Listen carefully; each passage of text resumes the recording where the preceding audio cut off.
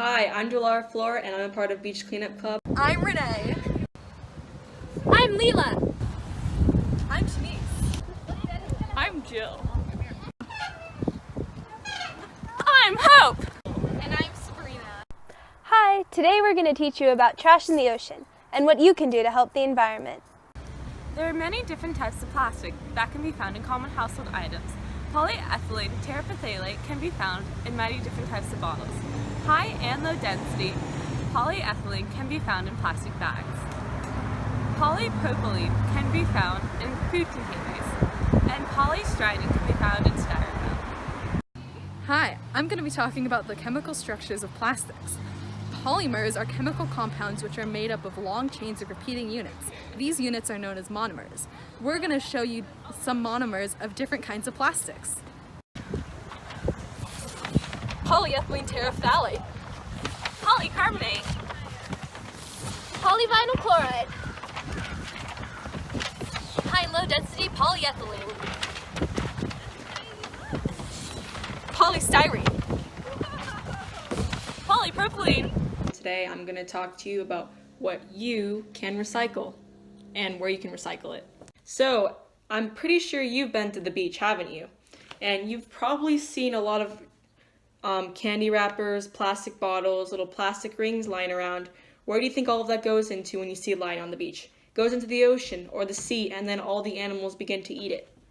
So now I'd like to talk about different recycling symbols that you probably see day to day. The first one is PET, which is a type of polymer. And basically, if you see this recycling symbol, you can place plastic food jars or different kinds of bottles in a container that has this symbol on it. So the next recycling symbol that I have in front of me is HDPE, which is another type of plastic polymer. And in recycling bins with this symbol on it, you can place shampoo bottles or little tiny plastic shipping containers that you use for everyday food, that you carry your food into lunch every day. And basically you can throw that away with one quick easy toss. So symbol number 3, PVC, which is another type of polymer you've probably heard every day. I mean, in our industry we use PVC polymers. And for this recycling symbol you can place plastic pipes or packing materials or blood bags. So you know how we receive newspapers every morning, and sometimes they're kind of the newspapers that no one wants to read. So like newspapers, if you see a recycling bin with LDP on it, you just throw it right in and it can easily get recycled. So recycling code number 5 is PP. And for this one, if you find a recycling bin lying around with the number 5 and it says PP on it, all you have to do is place your empty medicine bottles or bottle caps inside these recycling bins with one easy toss. Recycling code number 6, PP, another type of polymer that is not good for the environment. So if you see this recycling code on a recycling bin, place foam packaging or plastic cups that we use at birthdays every time. You know, you have a birthday, you know those red solo cups that you use every day or every time for a birthday party. That's what you got to place in here. Last but not least, and the most important, is other, which is number 7. Another type of recycling code that you will see every day. So everything that I didn't mention, like plastic candy wrappers or those little plastic, you know how with soda cans they have little plastic rings? You place it in here, other. And everything else that doesn't have a specific code or that belongs to a certain polymer, then you got to place it in here so that we can save our environment one step at a time. While all plastics are bad for the environment, some are harmful to the human body. Polycarbonates contain BPA, which can cause cancers and it can cause hormonal imbalances. Polyvinyls contain platelets, which also can cause hormonal imbalances. And polystyrenes, like styrofoam, contain styrene, which is a known carcinogen and neurotoxin. Not only are plastics bad for humans, they hurt the entire ocean. Sea creatures eat microplastics, which fill their stomach, making them think that they're full of food when in reality they're just full of plastic. They also can become entangled in larger pieces of plastic, which entrap them, keeping them from being able to move. Hi, my name is Hannah and I'm a sophomore in the Save the Beach Club. And as a rower, I have witnessed firsthand the effects irresponsible fishing have on the environment, such as seals and sea lions with gaffing hooks stuck in their cheeks, or dolphins with lines tied around them, making it difficult for them to swim fast enough to both catch prey and swim away from threats. As of 2007, this chart depicts how much we have overfished for our food alone. The yellow piece, representing over half, is from fully exploited resources, with much of the rest being at varying levels of loss. Only 1% is recovering and 3% not being overfished.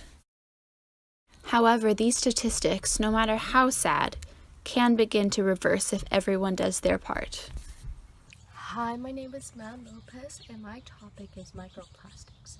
Microplastics are microscopic pieces of plastic that are formed from bigger pieces of plastic, such as water bottles and milk jugs. Microplastics are really bad for our oceans because little fish mistake these bits for food, and then when they eat them, they become infected with toxins.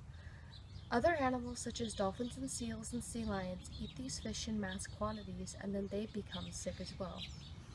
It is also bad for us humans because not only are we littering our ocean and becoming disgusting, we also eat fish.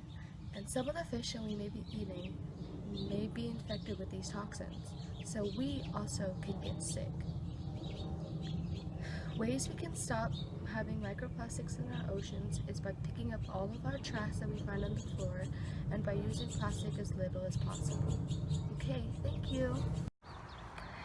Hey guys, next up we're going to be talking about a process called biomagnification.